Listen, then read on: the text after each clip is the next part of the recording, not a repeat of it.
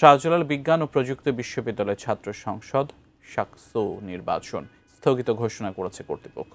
এ বিষয়ে বিস্তারিত নিয়ে বিশ্ববিদ্যালয় ক্যাম্পাস থেকে আমাদের সাথে যুক্ত হচ্ছেন সিলেট প্রতিনিধি কামরুল ইসলাম মাহি। হঠাৎ করে শাকসু নির্বাচন স্থগিত হওয়ার কারণ কি বলছে বিশ্ববিদ্যালয় কর্তৃপক্ষ?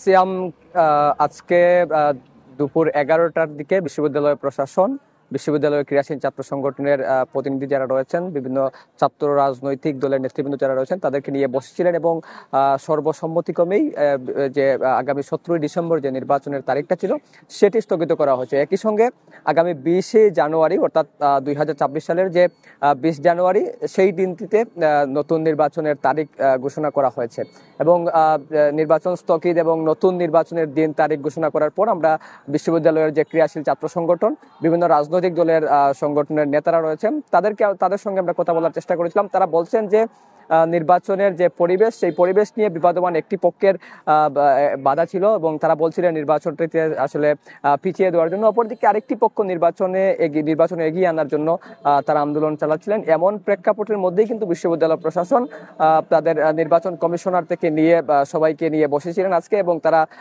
আগামী 20শে জানুয়ারি নির্বাচনের তারিখ আসলে তারা ঘোষণা করেছিলেন। তো সব মিলিয়ে বলা চলে বিশ্ববিদ্যালয়ের প্রশাসন এবং যে শিক্ষার্থীরা রয়েছেন তারা এটা নিয়ে এখনো পর্যন্ত একটা দুদাল্যমান অবস্থার মধ্যে রয়েছেন। আগামী 20শে জানুয়ারি যে নির্বাচন তারিখ ঘোষণার কথা রয়েছে সেটি আসলে তো আগামী জাতীয় সংসদ নির্বাচনের কারণে সেটিও অনুষ্ঠিত হয় কিনা সেটি বিষয়ে আসলে শঙ্কা রয়েছে। তো সব মিলিয়ে এই ছিল শাকসু নির্বাচনের সর্বশেষ।